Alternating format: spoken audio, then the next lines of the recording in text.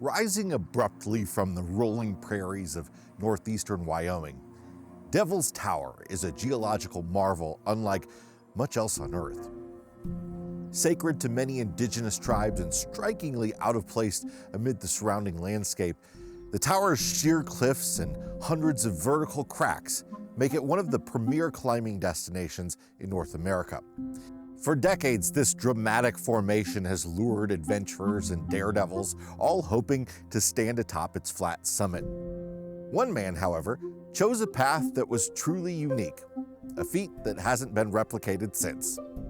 I'm Jason Epperson, this is Parkography, and on this episode, the man who spent 6 days trapped atop Devil's Tower National Monument in the attempt to rescue him.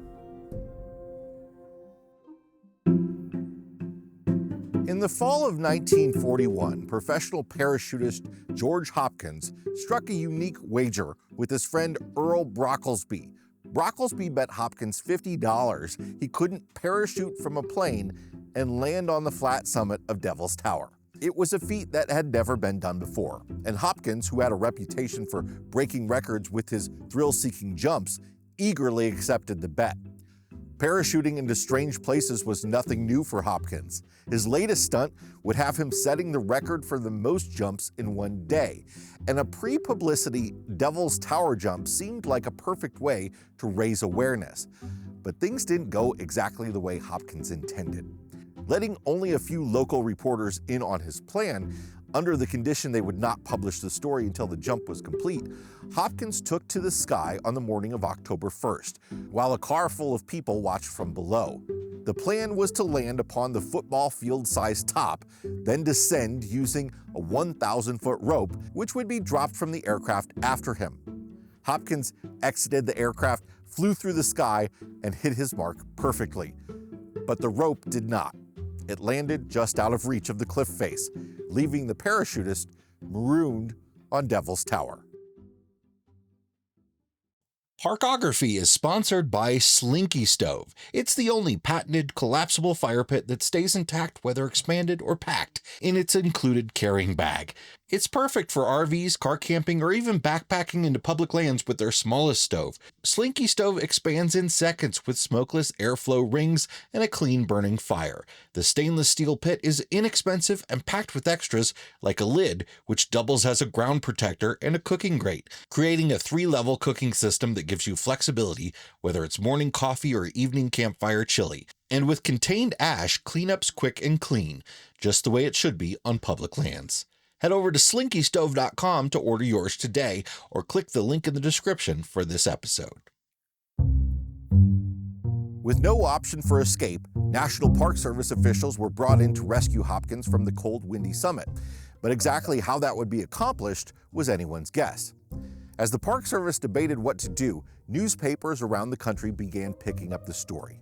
Letters from concerned citizens, corporations, and even the military began arriving with suggestions. The Goodyear Company offered a blimp.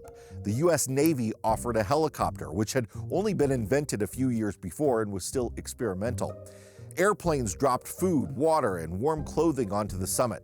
One even included a bottle of whiskey, which Hopkins claimed was for medicinal purposes. The easiest solution seemed to be to drop a new rope, but the rope they dropped became tangled and froze due to wind, snow, and condensation at the summit. Try as he might, Hopkins couldn't get the knots out. After a few days of national attention, Jack Durrance, one of the earliest technical climbers to scale Devil's Tower, offered to lead a rescue party.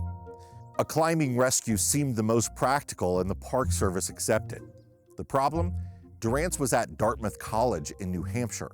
A plan had to be quickly put into place to get him to Wyoming, but bad weather forced him to travel by train, meaning Hopkins would be stranded at least a couple more days. On October 5th, Durrance and his party arrived at Devil's Tower and began laying out a safe climbing route for the rescue operation. The following day, he led 7 other climbers to the summit, where they found Hopkins, who, despite his situation, was in good spirits and excellent physical condition. The team descended quickly and with minimal difficulty. George Hopkins ended up spending nearly a week stranded atop Devil's Tower before Durrance could arrive and assist him down. He later described his ordeal as more boring than anything, saying, I bet I counted the big boulders on that damned mountain peak 1,000 times, and I gave them all names you couldn't print if I told you what they were. During the 6-day period, nearly 7,000 visitors came to witness events firsthand, all of it set in motion by a $50 bet. I had my hand out fishing for dough when I hit the ground, Hopkins said. Earl paid off. Within a few months following the Hopkins episode, the United States entered World War II. Hopkins went on to work with the military, training new airborne infantry divisions. It's believed he set his intended world record for most jumps in one day while teaching young men to parachute safely. Today, nearly 6,000 climbers come to Devil's Tower each year, scaling the 867 feet from its base to its summit. In 1995, the National Park Service instituted an annual voluntary climbing closure during the month of June to respect the significance of the monument to indigenous tribes and allow for uninterrupted ceremonies.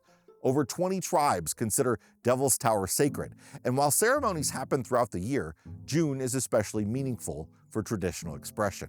The name Devil's Tower has its own controversial backstory. It originated during an 1875 scientific expedition. Army Commander Colonel Richard Dodge wrote that the Indians called the shaft Bad God's Tower, which he modified to Devil's Tower. But the Lakota name Matotepila translates more accurately to Bear Lodge, a name found on earlier maps. Other indigenous names include Bear's Teepee, Home of the Bear, Tree Rock, and Great Gray Horn. Some say Dodge received a bad translation. Others believe the renaming was intentional. The truth is lost to history. When President Theodore Roosevelt designated the site as the first national monument in 1906, Devil's Tower became the official name, despite tribal opposition, a controversy that continues to this day. Geologists agree that Devil's Tower is an igneous intrusion formed underground when magma pushed up the surrounding sedimentary rock. Over millions of years, the sediment eroded away, leaving the harder rock exposed.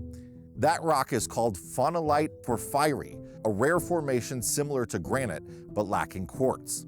Phonolite refers to its ringing sound when struck and its ability to reflect sound, a unique trait. Porphyry describes the texture.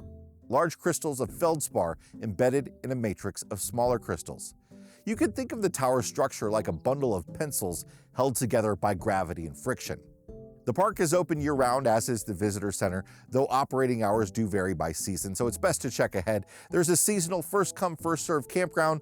Large cottonwood trees provide much-needed shade from the summer sun. There are no electrical or sewer hookups, but drinking water is available at spigots, and if you're looking for full hookup campgrounds, there's a private campground just outside the park. It's a fairly rural destination, a little over an hour from Gillette, Wyoming. During peak season, parking fills quickly, so arrive early if you can.